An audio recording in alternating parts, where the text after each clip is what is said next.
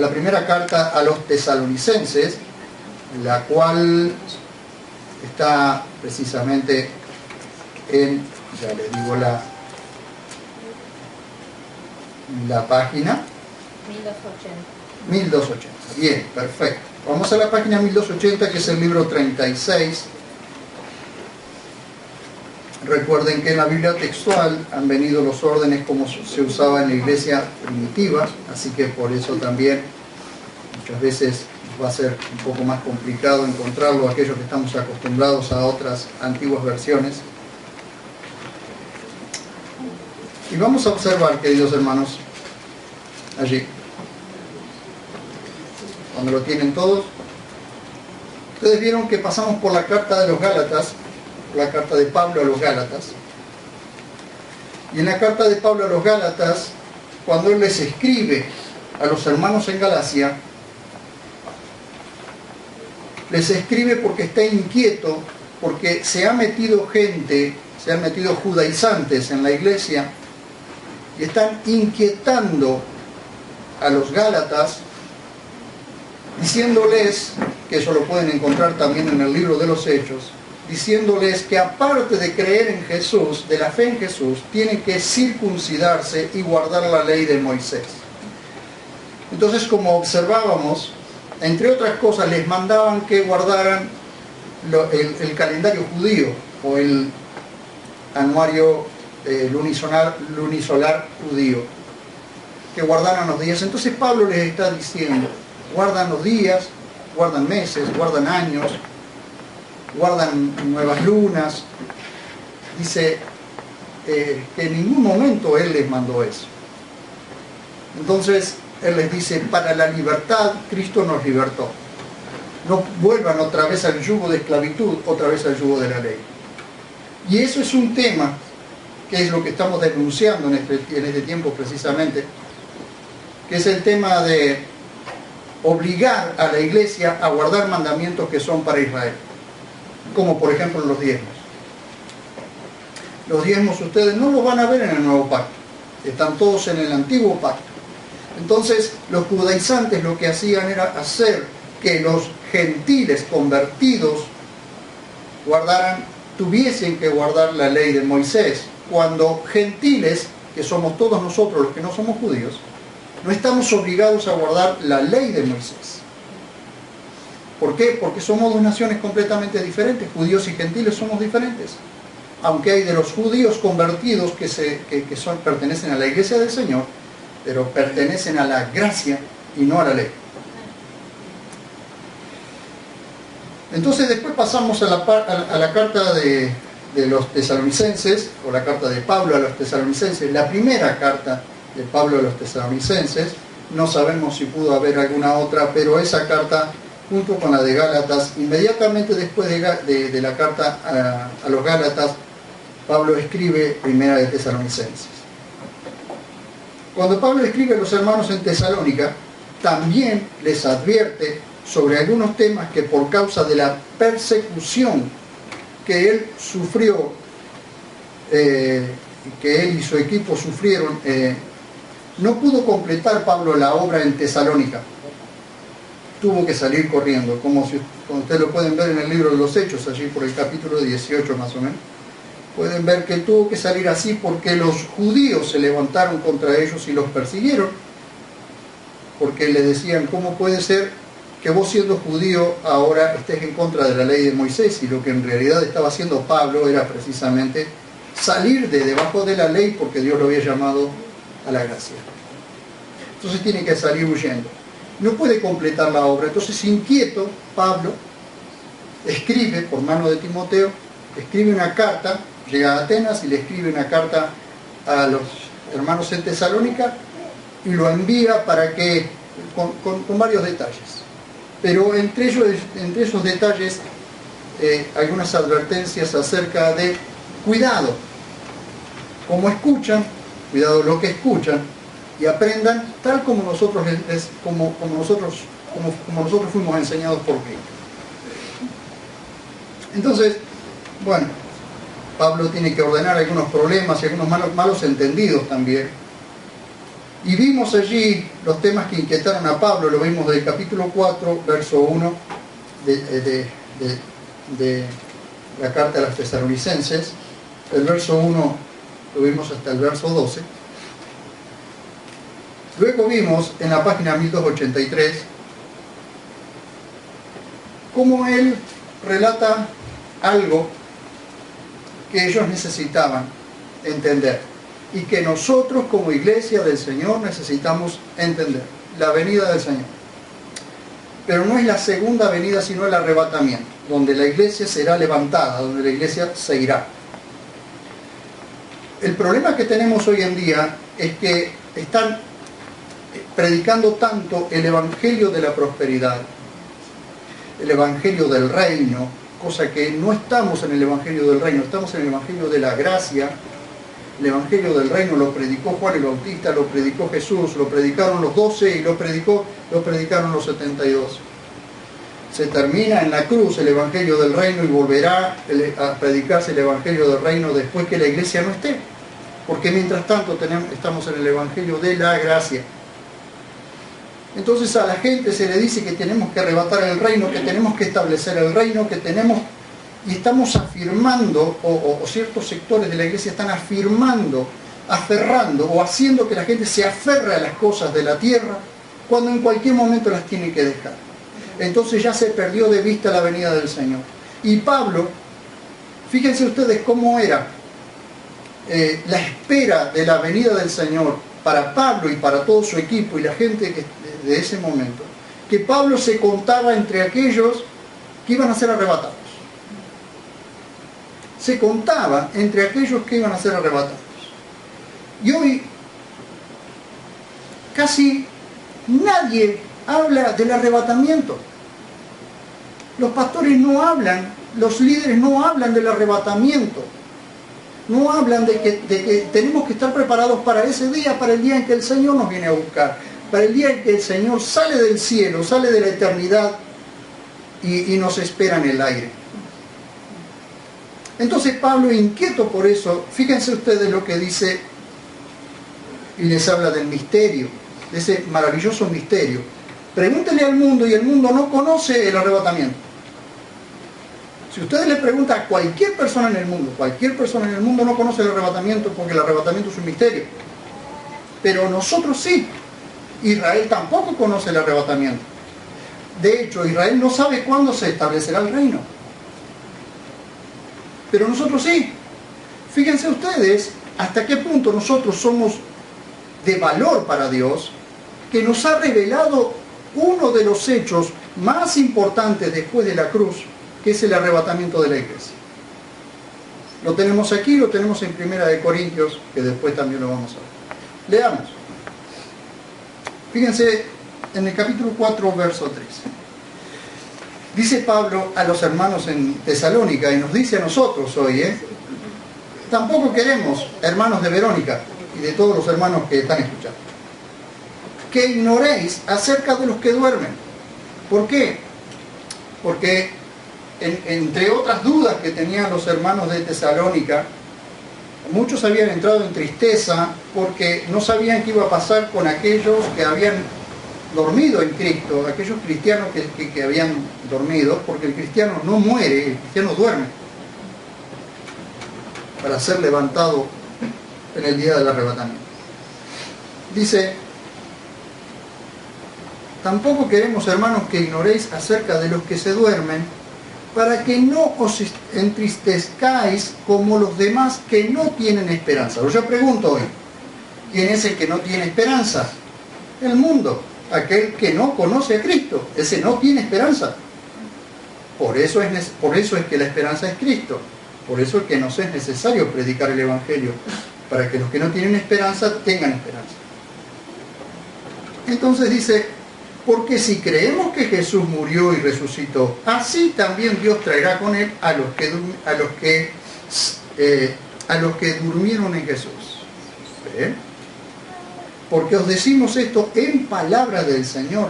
Es decir, Pablo no está poniendo sus propias palabras, le está diciendo en palabras del Señor, que nosotros, los que estamos vivos, los que quedamos hasta la venida del Señor. Fíjense que Pablo está escribiendo a los tesalonicenses como si él, contándose como el que está esperando la venida del Señor, y hacía pocos años que el Señor había ascendido a los cielos.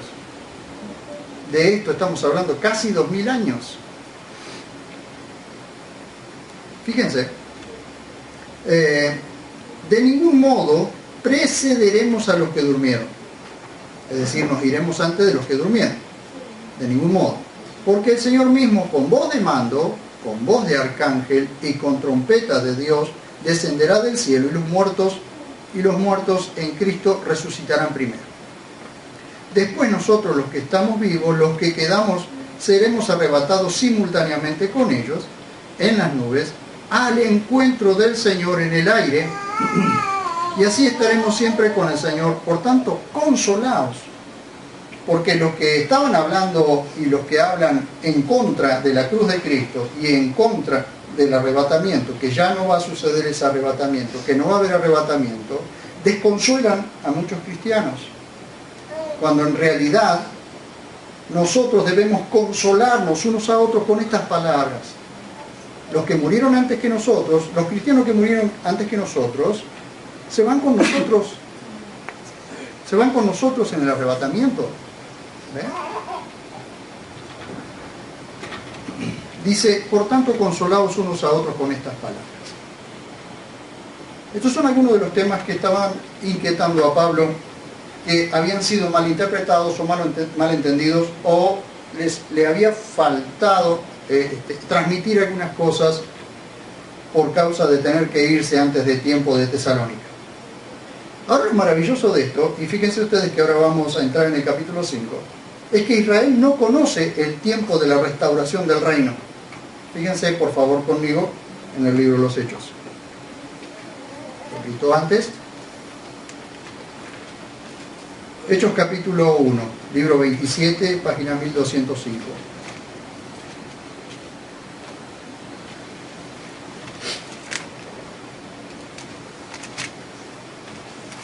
Sus discípulos, los 11, porque no estaba en ese momento Judas se ahorcó la noche que entregó al Señor. Así que había 11 de los discípulos allí. Dice, fíjense por favor en el capítulo 1, verso 6.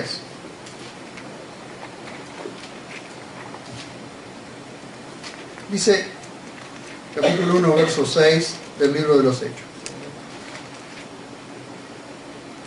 Dice, y los que se habían reunido le preguntaban diciendo, Señor, ¿restaurarás el reino a Israel en este tiempo? Fíjense, ¿restaurarás el reino a Israel en este tiempo? Y Jesús, ¿qué le responde? Dice, les dijo, no os compete a vosotros saber los tiempos o las épocas que el Padre estableció en su sola potestad. Hasta ahí un momento. Fíjense ustedes que le está hablando a sus discípulos judíos, sus apóstoles judíos, que todavía no habían entrado a la dispensación de la gracia, que días después iba a entrar. 10 días después iba a entrar a la dispensación de la gracia. En ese momento dice, no les compete a ustedes saber esto. Pero fíjense que después de Pentecostés, ahora sí ellos saben. Pero 10 días antes no sabían. Jesús no les dijo nada. Fíjense. ¿Por qué? Fíjense el verso 8. Pero recibiréis poder cuando venga sobre vosotros el Espíritu Santo y me seréis testigos en Jerusalén y en toda Judea y Samaria hasta lo último de la tierra. Bueno, y dicho esto, ascendió a los cielos. Rompiendo la ley de gravedad, ascendió a los cielos. Fíjense ustedes, que ellos no sabían nada. Israel, como Israel, no sabe. Y los discípulos como judíos no sabían en ese momento, ni les tocaba a ellos saber cuándo Dios iba a restaurar el reino. Sin embargo, cuando escriben luego, sí saben, luego de Pentecostés, luego de haber recibido poder del Espíritu Santo para ser testigos de Jesús en todo Jerusalén, en toda Judea, Samaria y hasta lo último de la tierra, recién ahí saben, porque el Espíritu Santo es el que se los revela. Entonces ahora vamos de nuevo a Tesalonicenses.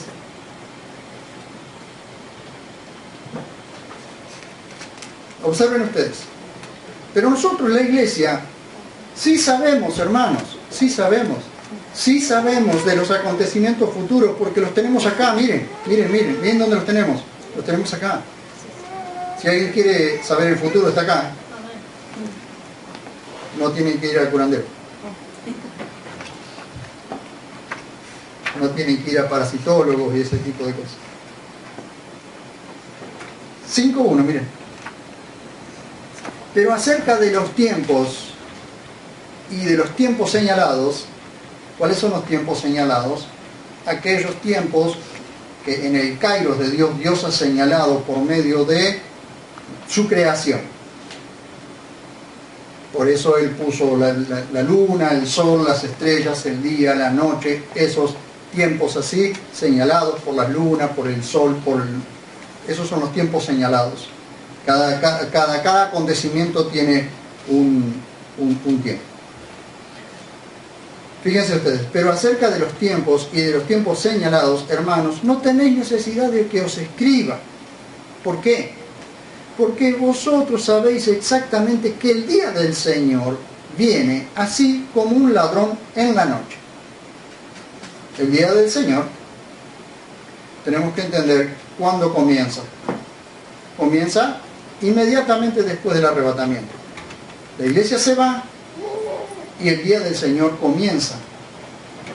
Es decir, la antesala, lo que precede al día de la venida del Señor, comienza en el arrebatamiento. ¿Por qué? Porque es el tiempo de la gran tribulación. Es el tiempo en que, fíjense ustedes, verso 3, cuando digan paz y seguridad. Yo pregunto, en este tiempo, ¿cuándo alguien dijo paz y seguridad en el mundo? Jamás.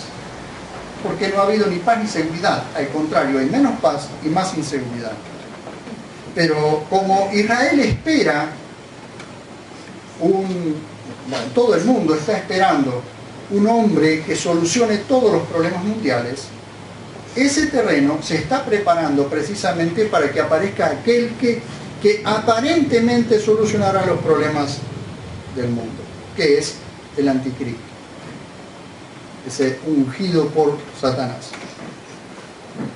Vean ustedes, cuando digan paz y seguridad, entonces, como el dolor a la que está encinta, vendrá sobre ellos destrucción repentina y de ningún modo escaparán. Ahora, está hablando de un tipo de gente, y esto es lo que no tenemos que permitir que nos engañen, permitir este tipo de engaño. Está hablando de otro tipo de gente, no de la iglesia, no está hablando de la iglesia, porque de la iglesia va a hablar ahora. Pero vosotros, hermanos, es decir, vosotros, hermanos, todos los que estamos aquí, los que pertenecemos a Cristo, pero vosotros, hermanos, no estáis en tinieblas. Si alguno está en tinieblas, no pertenece a Cristo. Pero vosotros, hermanos, no estáis en tinieblas para que aquel día os sorprenda como un ladrón. Nosotros no seremos sorprendidos por el día de la venida del Señor, ni por la gran tribulación, ni la iglesia tendrá que pasar por la gran tribulación, como dice alguno. No, porque para eso Dios nos ha llamado a salvación. Vean. Porque todos vosotros sois hijos de luz e hijos del día. No somos de la noche ni de la tiniebla. Y esto es una advertencia que hace. ¿Por qué? ¿Por qué esta advertencia que viene ahora que dice no durmamos, pues, como los demás, sino velemos y seamos sobrios? ¿Por qué dice esto? Porque a medida que la religión va llevando a la gente a pensar, a desviar su mirada del Señor, a desviar su mirada de la venida del Señor, la gente se va adormeciendo. Fíjense cómo está la iglesia hoy, dormida. Está dormida. Está adormecida. La han anestesiado, la han adormecido de tal manera que la gente ya no espera al Señor, ya no está esperando al Señor. Ya no lo espera. ¿Por qué? Porque la gente está aferrada a las cosas de la tierra. Entonces, hay ciertos sectores del liderazgo que están adormeciendo a la gente con el falso evangelio, con el evangelio de la prosperidad, con la manipulación, con ese tipo de cosas. Se está adormeciendo. Pero Dios no nos llamó a dormirnos, a estar dormidos, sino a estar expectantes. Dice, no durmamos pues como los demás, sino velemos y seamos sobrios. Que es lo contrario a estar ebrio, estar sobrio. El ebrio pierde el rumbo, no puede pensar, habla lo que le sale porque precisamente no está coordinando. Pero el sobrio coordina, es equilibrado, sabe, es cabal, piensa y tiene la mente fresca. Dice, no durmamos. ¿Por qué? Como dice un viejo dicho, camarón que se duerme, se lo lleva la corriente. O cocodrilo que se duerme es cartera. Porque los que duermen de noche duermen y los que se emborrachan de noche se emborrachan. Pero nosotros que somos del día, habiéndonos vestido coraza de fe y amor y como yelmo la esperanza de salvación, seamos sobrios. Advertencia. Advertencia. Iglesia, lamentablemente, no son muchos los que escuchan las advertencias ni que ven las advertencias. Pero Dios nos está dando señales constantemente de que el Señor está viniendo. Por eso hagamos todo lo que tenemos que hacer en esta tierra, pero como dice el libro, la carta a los Colosenses, que después lo vamos a ver, estando aquí en la tierra, haciendo todo lo que tenemos que hacer mientras estamos en la tierra, pero con los ojos puestos en el cielo, porque del cielo en cualquier momento vendrá el Señor a buscarnos. No se aferren, no crean en ese evangelio que nos aferra a la tierra. No crean en ese evangelio, porque el Señor constantemente nos está avisando, vengo pronto, aquí vengo pronto, vengo pronto. Entonces después, como muchos entendieron mal el tema de la venida del Señor, dejaron de trabajar. Entonces algunos dejaban de trabajar y vivían del otro. ¿Ven? Dice en el verso 12, y os rogamos, hermanos, reconoced a los que trabajan entre vosotros y tienen cuidado de vosotros en el Señor y que os amonestan, que los tengáis en muy alta estima, con amor a causa de su obra. Vivid en paz los unos a los otros. Pero el verso 14 dice, hermanos, también os rogamos, amonestad a los desordenados, animad a los desanimados, dedicaos a los débiles, sed paciente con todos. Pero después en la segunda carta a los tesalonicenses, él les dice, los que no trabajan sean amonestados, porque el que no trabaja tampoco coma. ¿Por qué? Porque algunos, con la excusa de que el Señor venía pronto y que ya venía, dejaron de trabajar. ¿Vieron cómo sucedió hace algunos años? Que muchos vendieron sus casas, hace algunos años, no me acuerdo cuánto, vendieron sus casas y se fueron a vivir en una montaña esperando al Señor, que sé yo, el Señor nunca vino. Eso fue un engaño. ¿Ustedes por qué creen que están estas advertencias en la Biblia? Están precisamente porque muchos son engañados. Muchos son engañados, hermanos. Y a nosotros nos manda Dios a que no seamos engañados. Porque ¿para qué tenemos las Escrituras? Para que no seamos engañados. El problema es que los que tenemos la responsabilidad de enseñar las Escrituras, no lo hacemos. La humanidad experimentará la gloriosa realidad de morar con Dios en el milenio. Eso lo pueden encontrar en Joel 3:21. Entonces en aquel tiempo sí será establecido después de la gran tribulación o terminada la gran tribulación, será establecido el reino. Para los cristianos serán como un día, es decir, nosotros como nosotros, la iglesia estaremos en el cielo, en la Nueva Jerusalén. Ese milenio para nosotros será como un día. Mientras aquí esté transcurriendo 1000 años, para nosotros será como un día, porque nosotros no estaremos fuera de la eternidad, fuera del tiempo, estaremos en la eternidad. Terminado ese milenio, entonces descenderá la gloriosa Jerusalén, la Nueva Jerusalén, donde mora la iglesia del Señor, en los cielos nuevos y tierra nueva. ¿Y para qué lo dice esto? Para que no seamos engañados, para que entendamos. Después de la creación de los nuevos cielos y nueva tierra, la iglesia descenderá gloriosa como la Nueva Jerusalén. Eso lo pueden encontrar en Apocalipsis capítulo 21. Y Pablo encarga que la epístola sea leída a todos los hermanos. Fíjense otro de los grandes engaños que tenemos. Miren. Primera a Tesalonicenses 5:27, busquemos.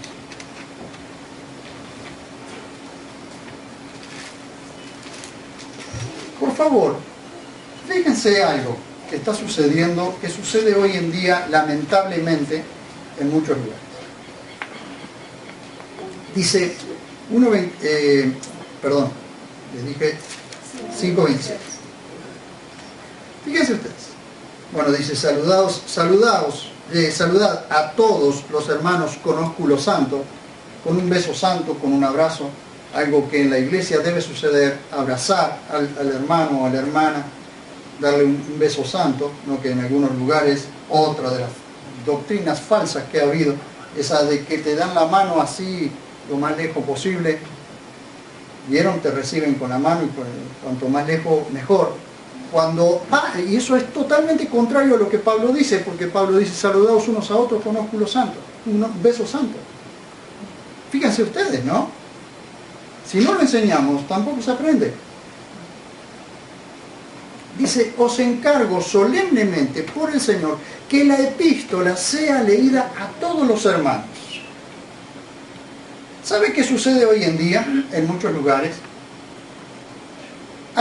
Nosotros hemos enviado invitación, hemos enviado una carta a algunas congregaciones,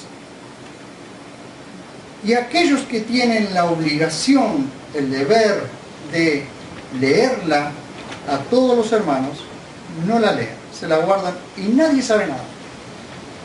Entonces después, alguno queda como que, ¿cómo hicieron aquella reunión y no nos invitaron? No nos dijeron nada. ¿Por qué es que hay tanta desunión? ¿Por qué es que no sabemos lo que pasa? ¿Saben por qué no sabemos? Porque se hace todo lo contrario a lo que Pablo dice. Pablo dice, esta carta que yo les estoy mandando, léanla a todos los hermanos. Nadie se la guarde. No porque aquel hermano, fíjense los temas que se están hablando, no porque aquel hermano es nuevo, no va a entender. No porque aquel hermano es de otra denominación, no vaya a ser cosa que armemos un lío allí. Dice, léanla a todos los hermanos. Sin embargo, nosotros hemos enviado cartas haciendo invitaciones y no se han leído. Esto es para tenerlo en cuenta. Fíjense ustedes, hermanos.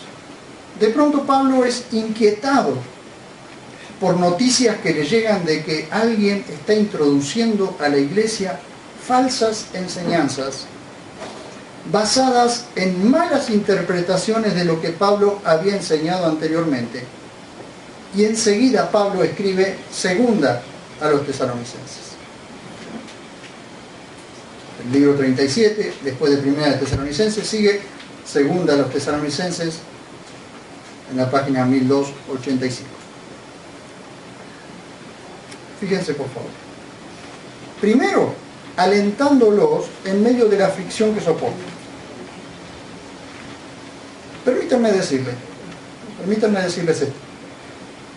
Si ustedes, diciéndose cristianos, o cualquiera de nosotros diciéndonos cristianos,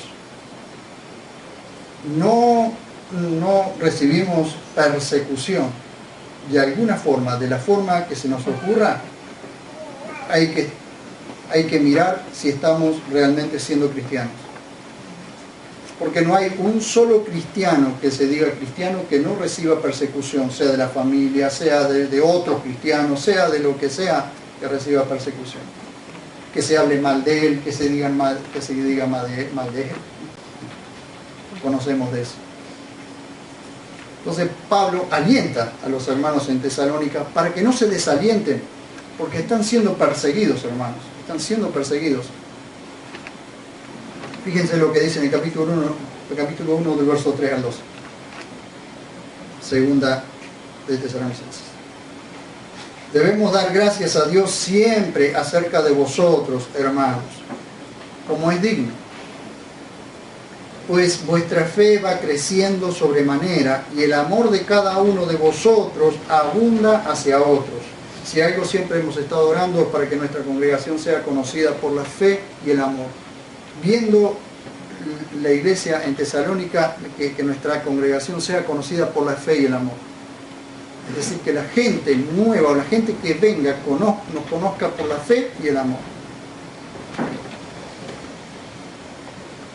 Dice, hasta el punto de nosotros mismos jactarnos respecto a vosotros en las iglesias de Dios,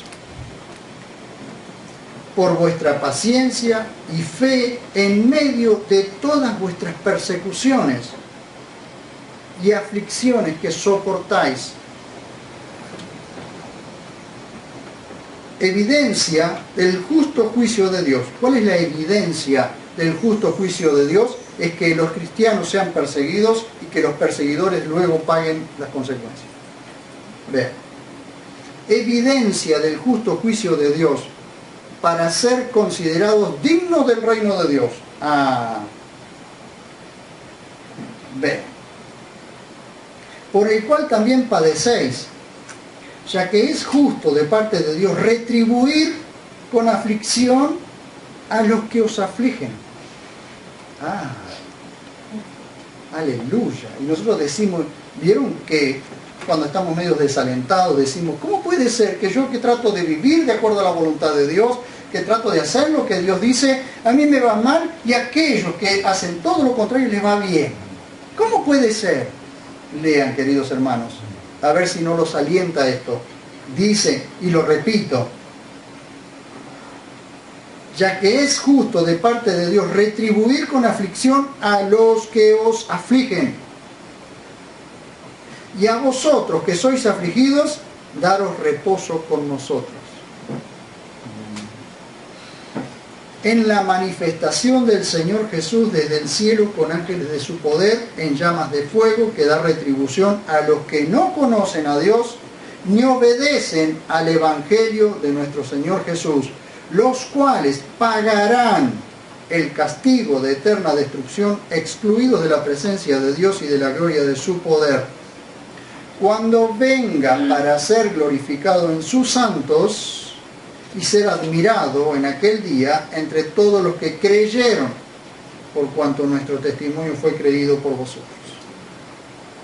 Por lo cual también oramos siempre por vosotros, para que nuestro Dios os considere dignos del llamamiento y cumpla con poder todo deseo de bondad y obra de fe, para que el nombre de nuestro Señor Jesús sea glorificado en vosotros, dice Pablo, y vosotros en Él, según la gracia de nuestro Señor, de nuestro Dios y Señor Jesucristo.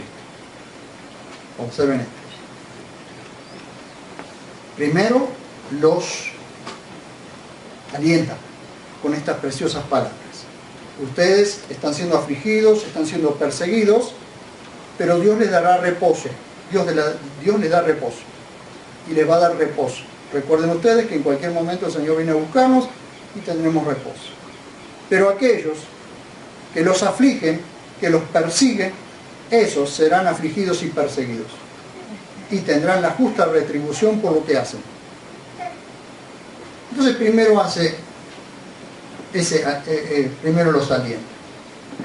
Y luego para advertirles que no se dejen engañar con que el día del Señor llegó. En 1914, bueno, había los mormones, Elena de White había profetizado que el Señor pasaba o que el Señor venía en 1914, qué sé yo. Había una profecía allí que daba vueltas, y luego, como no se cumplió, dijo que había pasado del lugar santo al lugar santísimo el Señor. Un bolazo satánico tremendo. Entonces muchos fueron engañados por eso. Fíjense ustedes cómo la Escritura nos va advirtiendo. Dice, luego para advertirles que no se dejen engañar con que el día del Señor llegó. Capítulo 2, versos 1 al 12. Lean conmigo, por favor. Porque el día del Señor no había llegado en aquel momento, ni ha llegado todavía. Pero con respecto a la venida del Señor, dice capítulo 2, a la venida de nuestro Señor Jesucristo, y nuestra reunión con Él, ¿quién? La iglesia. La reunión con Él de la iglesia. Os rogamos, hermanos, no moveros fácilmente de vuestro modo de pensar. Tengan firmeza en lo que la Escritura dice y no sean movidos de su modo de pensar. Eso está diciendo Pablo. Ni ser perturbados, ni por espíritu, ni por palabra, ni por epístola como si fuera nuestra. Se ve que alguien mandó una epístola, mandó otra carta, como mandándola de parte de ellos, o de parte de Pablo, diciéndole algo así como que el Señor ya había venido, como que el día del Señor había llegado, por eso estaban ellos siendo perseguidos de esa forma. Entonces Pablo, inquieto, les manda esta carta y dice, ni por epístola como si fuera nuestra, en el sentido de que el día del Señor ha llegado. Nadie os engañe en ninguna manera, porque no vendrá sin que antes venga la apostasía y sea manifestado el hombre de iniquidad, el hijo de la perdición, el cual se opone y se levanta contra todo lo que es llamado Dios o es objeto de adoración, hasta el punto de sentarse en el santuario de Dios, proclamándose que es Dios. Ya lo he explicado alguna vez esto. Pero el día del Señor no llegará. ¿Cuándo es el día del Señor? Precisamente el día en que el Señor Jesús descienda del cielo y ponga sus pies sobre el monte de los olivos, y el monte de los olivos se parta en dos, de norte a sur. Ese es el día del Señor. Ese es el día. A partir de ese día se establece el reino. Pero ese día no llegará sin que antes de ese día se manifieste el hombre de iniquidad, es decir, el anticristo, el cual dice, primero le dará paz y seguridad a todo el mundo, la iglesia no estará, por eso se manifestará el anticristo, ya lo hemos contado, para que él se manifieste, fíjense ustedes, un poquito, seguimos adelante en lo que leemos. ¿No recordáis que estando aún con vosotros os decía estas cosas? Y ahora sabéis lo que lo detiene. Yo le pregunto, ¿sabemos lo que lo detiene? ¿Lo que está deteniendo que el anticristo no se manifieste? ¿Sabemos? Claro que sabemos. Dice, ahora sabéis lo que lo detiene, a fin de que sea revelado a su propio tiempo. Porque ya energiza el poder de la iniquidad. Es decir, el poder de la iniquidad está. Todo lo que se opone a Cristo es anticristo. Solo que falta que se manifieste ese hombre que es el anticristo, o la figura del anticristo. Dice, porque ya energiza el misterio de la iniquidad, solo al presente hay quien lo detiene, hasta que se quite del medio. ¿Saben que por mucho tiempo se creyó en aquel tiempo que era, y todavía hoy se sigue creyendo que en aquel tiempo lo que lo detenía era el gobierno romano, era el imperio romano el que detenía la manifestación del anticristo? El único que puede detener la aparición de ese anticristo es el Espíritu Santo en la iglesia del Señor. Es la iglesia del Señor la que está deteniendo la manifestación del anticristo. Quitada la iglesia de la tierra, la maldad se desata en todo su poder. Es como 2 más 2, 4. No hay ningún imperio, no hay ningún gobierno que esté deteniendo la manifestación del anticristo. Si todos los gobiernos están bajo el poder de Satanás. Todos los gobiernos, sea el gobierno que sea, está bajo el poder de Satanás. Ellos creen gobernar, suponen gobernar, pero hay alguien que gobierna los gobiernos. Lo único que no puede gobernar, hasta cierto punto, hasta donde Dios lo deja, lo único que no puede gobernar Satanás es la iglesia del Señor. Pero en ciertos sectores que ignoran lo que la Escritura dice, son gobernados.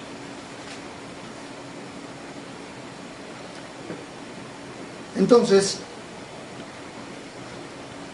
alguien estaba tratando de engañar a la iglesia en Tesalónica, diciéndoles que el día del Señor había llegado, cuando en realidad el día del Señor no había llegado ni llegó. Porque primero, dice Pablo, tiene que manifestarse el anticristo. Y el anticristo no se manifestará hasta que la iglesia sea sacada de la tierra. Entonces les da una exhortación. Y la exhortación es a retener la doctrina tal como fueron enseñados. Capítulo 2, verso 15.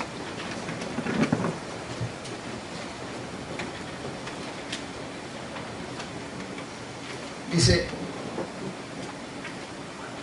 y esto lo tomamos nosotros en nuestro corazón.